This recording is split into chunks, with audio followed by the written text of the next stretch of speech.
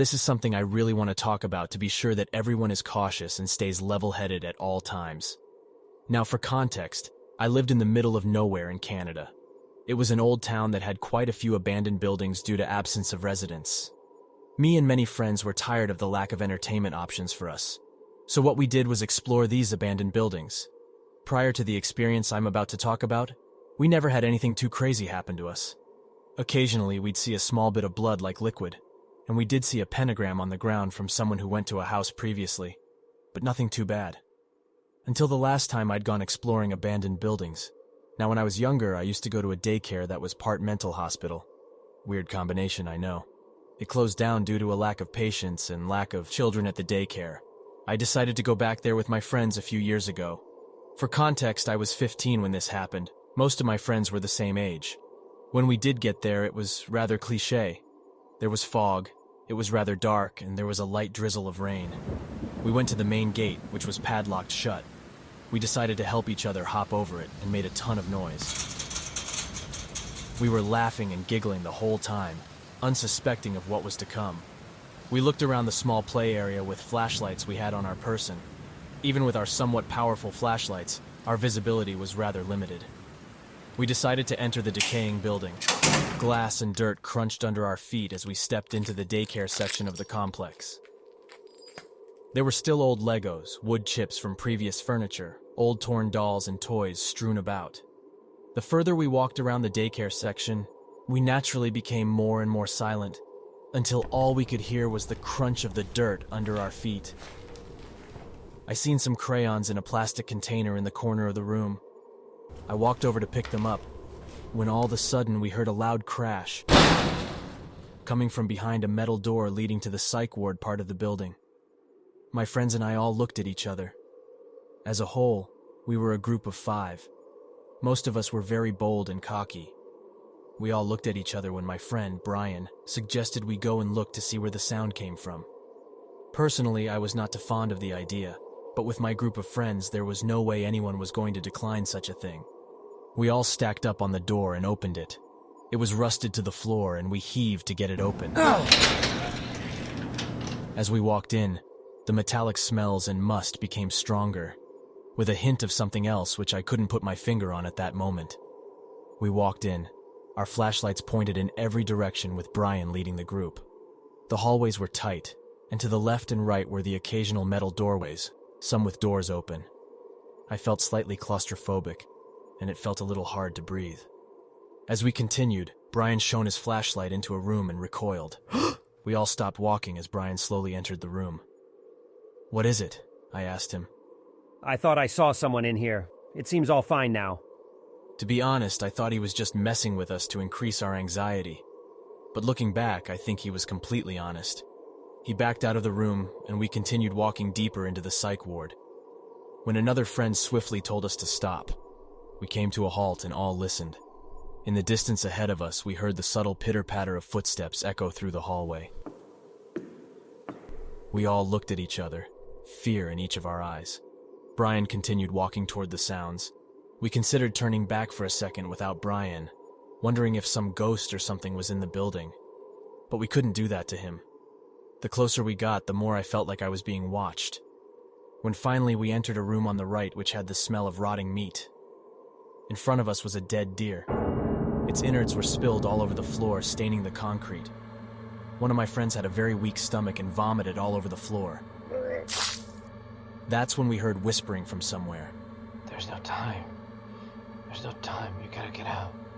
Brian shone his flashlight to the corner of the room where a man with short hair was standing with his head down. He wore a bright green t-shirt stained with what I assume was blood and torn beige pants. He did not have any socks, and his feet seemed damaged. He was twitching sporadically and continued to mumble even after we saw him. We stared at him for a solid 30 seconds before he made his first true movement. He looked up at us with a haunting grin that sent shivers down our spine. "You guys here for the feast?" He said each word with varying inflection and energy. This kicked us over the edge and we bolted out of that room all the way back to the daycare center. The door was still open, and we decided to try and slam it shut, but the rust and pure weight of the door almost kept it open. It took 3 of us pulling with all of our strength to close it.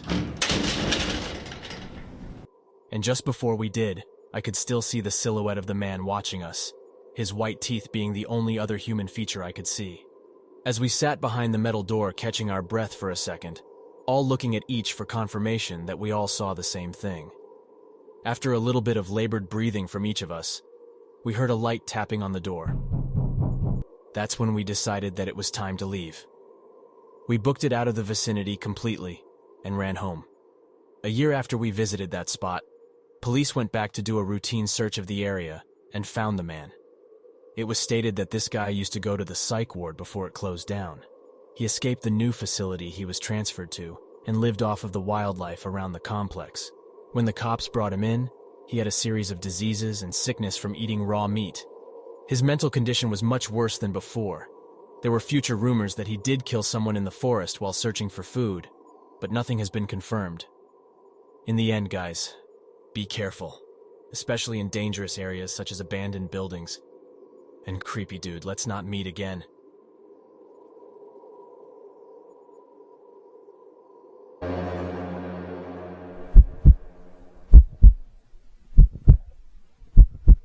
This happened about a year ago, and I've only told a few people about it, but for some reason I've found myself thinking back to it a lot lately.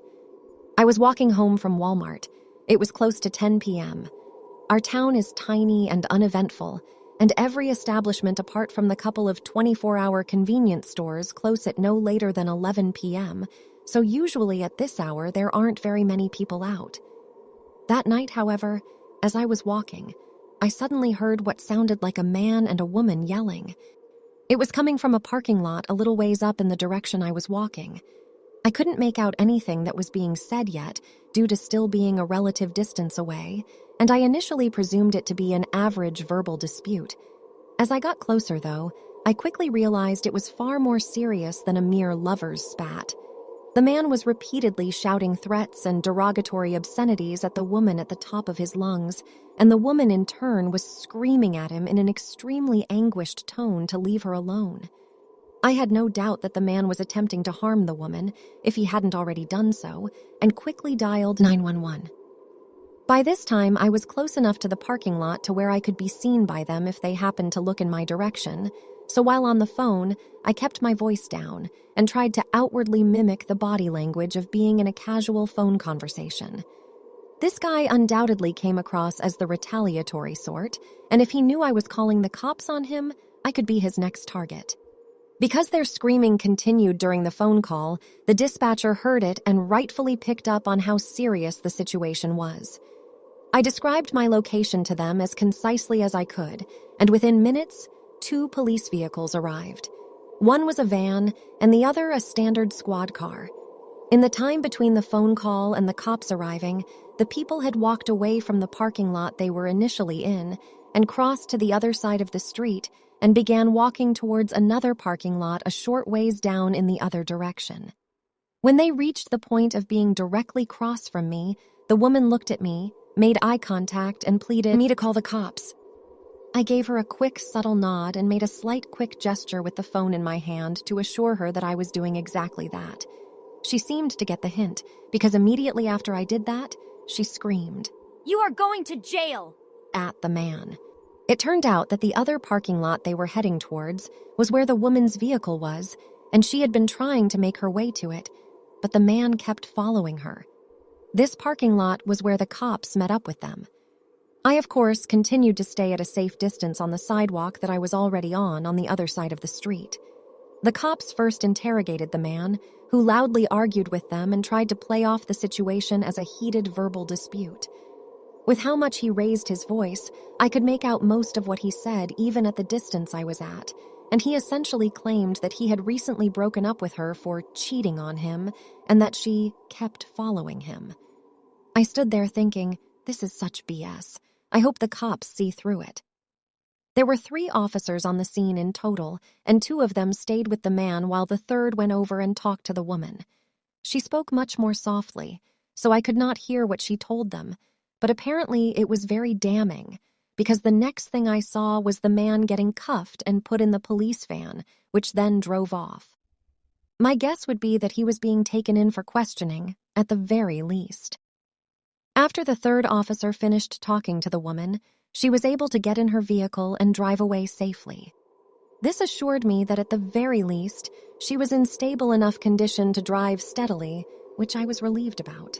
After she left, the third officer walked over to me and asked if I was the one who had called them. I confirmed that I was. He asked me a few more questions, such as if I knew either of the people personally, I did not, and any other details I could recall, and then took down my info for records. I remember continually thinking to myself that I very likely saved that woman from being severely harmed, or possibly even saved her life. Like I said earlier, few people were out at that hour in our town, and if I hadn't happened to be walking home from Walmart at that moment, who knows if there would have been anyone else around to intervene. I have not encountered the man since this incident, thankfully. I sincerely hope the woman was also able to stay safe from him and is in a better place in her life these days.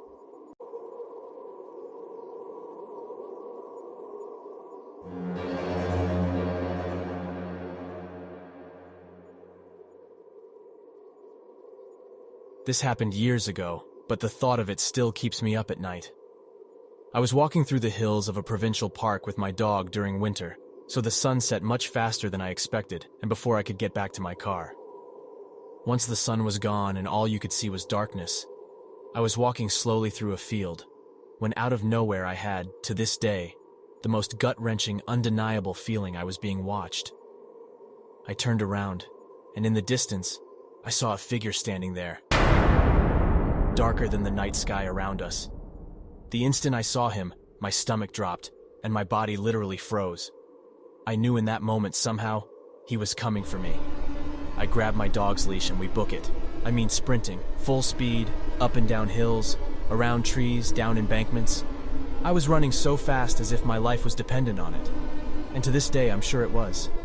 I make the 30 to 45-minute trip in 10, and all that stands before me in my car is this switchback you have to go back and forth up the hill if you want to reach the top. So once again, I am giving it all I got, running up this switchback as fast as I possibly can. And once I reach the top and look back down, who else but this person chasing me? And does he go up the switchback like how any sane person would? Of course not. He starts sprinting right up the middle of this goddamn switchback, headed straight for me. I scream at him, "F off!" And he doesn't say anything, not a single word, just continues running right at me. I'm so lucky my car was at the top of that hill, because as I ran towards it, just like in the horror movies, I dropped my keys and was fiddling with them trying to open the door. Just in time, I get the door open, throw my dog in and shut the door behind me, just as this guy reaches us. Best part is, there were no other vehicles parked anywhere around us. But where did this person park? Yeah, right next to me, of all places. Now this guy literally jumps into his truck so fast, and to this day I've never seen a better example of speeds out of there like a bat out of hell. He guns the engine so hard, black smoke is blasting out the back as he swerves out of there, leaving skid marks behind him. I sat in the back of my vehicle for hours afterwards, shaking and crying, knowing I was this close to whatever he had planned for me. And that's why I'm sharing this story, in hopes that people won't ignore that gut feeling, the little voice in the back of your head that tells you to run.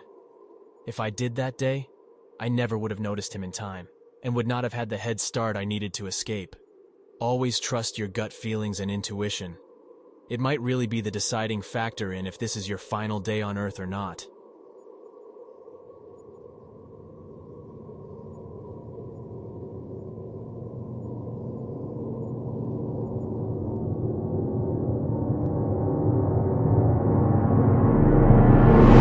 Don't skip this.